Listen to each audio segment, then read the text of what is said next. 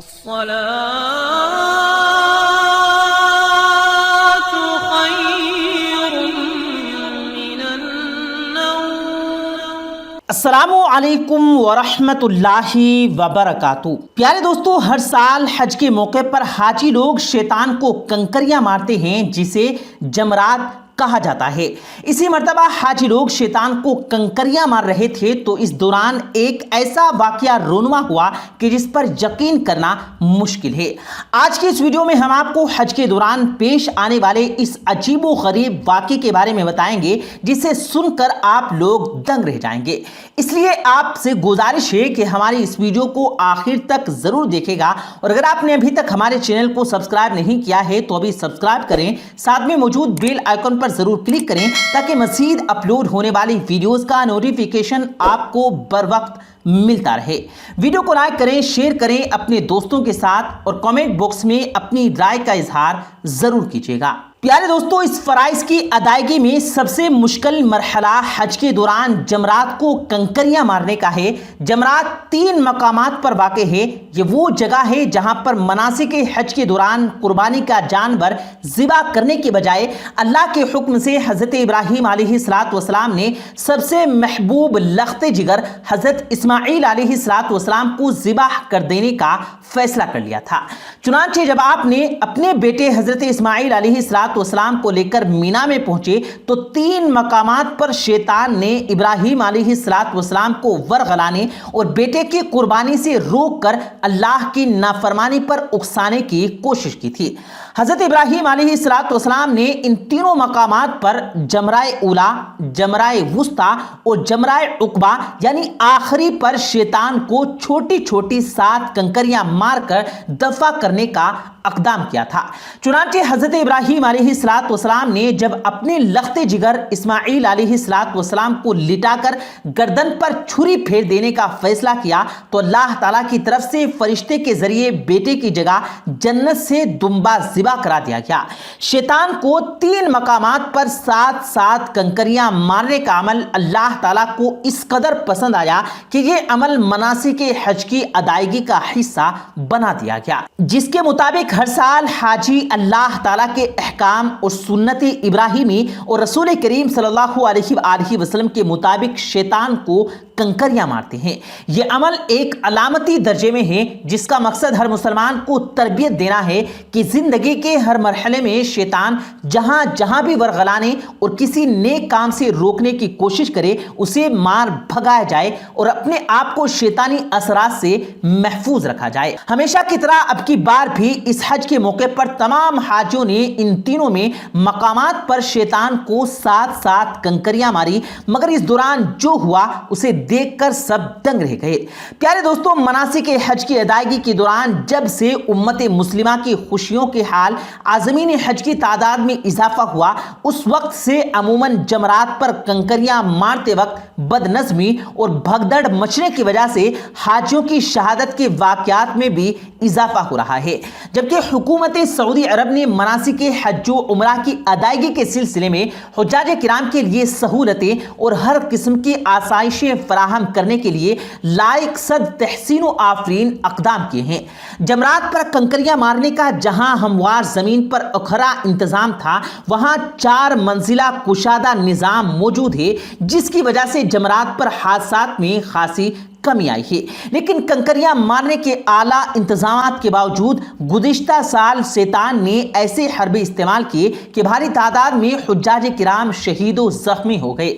اس حادثے نے پوری دنیا انسانیت کو ہلا کر رکھ دیا اور امت مسلمہ کے افراد کی بد نظمی، باہمی کشمکش اور نفرت کے مظاہرے نے اب مناسک حج و عمرہ کی ادائیگی کو بھی اپنی لپیٹ میں لے لیا ہے۔ غیر مسلموں کی سازش کے تحت اب اسلامی شعائر پر بھی لب کشائی ہونے لگی ہے کہ مسلمان مٹی سے بنے ستونوں یعنی جمرات کو کنکریاں مار کر شیطان کو سر کچلنے کی کوشش کر رہے ہیں۔ کیا اس سے شیطان مر جائے گا؟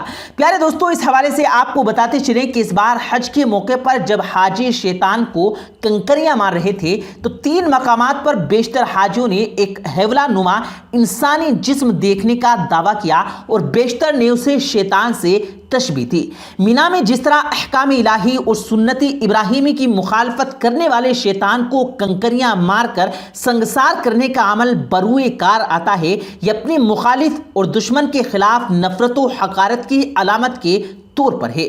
کوئی شخص بھی یہ ہرگز نہیں سمجھتا کہ اس اقدام سے شیطان یا مخالف کا عملی طور پر سر کچلا جاتا اور اس کے باوجود ہمیشہ کے لیے ختم ہو جاتا۔ جیسا کہ بعض اسلام مخالف پروپیگنڈا باز یہ اعتراض کیا کرتے ہیں کہ مسلمان اتنے سو سال سے شیطان کو کنکریاں مارتے چلے آ رہے ہیں، پھر بھی شیطان زندہ رہ گیا۔ حج کے موقع پر جمرات کو ماری جانے والی ننھی اور چھوٹی کنکریاں شیطان کو کیا نقصان پہنچا سکتی ہیں؟ مسلمان کو بے نتیجہ کارگزاری میں وقت ضائع نہیں کرنی چاہیے۔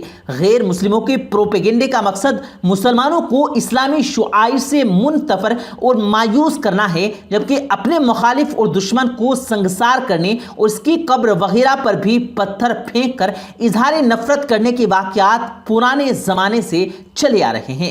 دنیا کے ہر مذہب اور ہر قوم میں کسی نہ کسی صورت میں اس طرز عمل کا رواج رہا ہے۔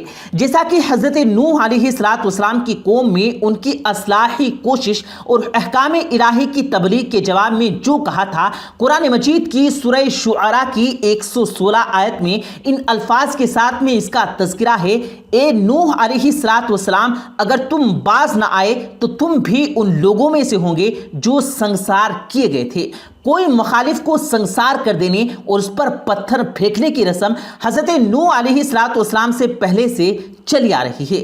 اسی طرح اہل مدین نے حضرت شعیب علیہ السلام کو تبلیغ و نصیحت کے جواب میں کہا تھا، جس کا ذکر قرآن کریم کی سورہ ہود میں اللہ تعالیٰ نے اس طرح سے کیا: اے شعیب، جو باتیں آپ کر رہے ہیں ان میں سے بہت سی باتیں ہم نہیں سمجھتے اور ہم تجھے اپنے اندر کمزور اور ضعیف سمجھتے ہیں۔ اگر تیرے ساتھ تیرا قبیلہ نہ ہوتا تو ہم تجھے سنگسار کر دیتے اور تو کسی طور پر بھی ہم پر غلبہ پانے والا نہیں ہے۔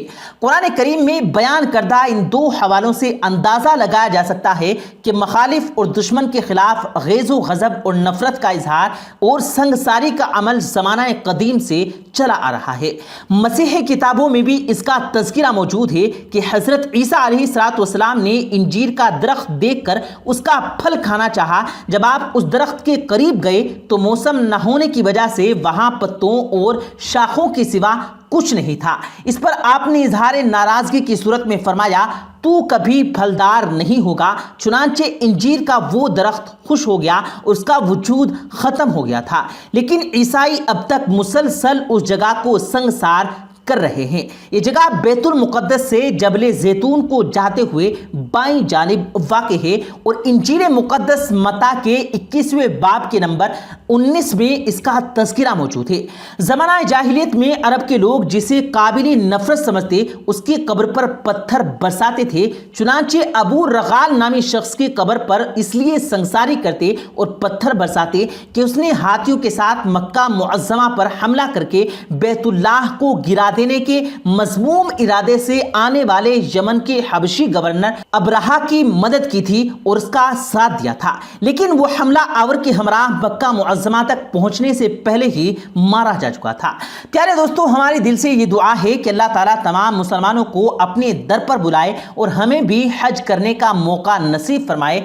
آمین ثم آمین۔ پیارے دوستو، امید کرتے ہیں آپ کو آج کی ہماری یہ ویڈیو ضرور پسند آئی ہوگی۔ اگر آپ کو یہ ویڈیو پسند آیا ہو تو اس ویڈیو کو دل سے لائک کریں اور زیادہ سے زیادہ لوگوں تک اس ویڈیو کو ثواب کی نیت سے شیئر کریں، اور اس ویڈیو کے بارے میں آپ کی کیا رائے ہے کمنٹ سیکشن میں اپنی رائے کا اظہار ضرور دیں، اور مزید اسی طرح کی روز کی ویڈیو پانے کے لیے ہمارے چینل کو ضرور سبسکرائب کریں۔ ملتے ہیں پھر ایک نئی ویڈیو کے ساتھ، تب تک کے لیے اللہ حافظ۔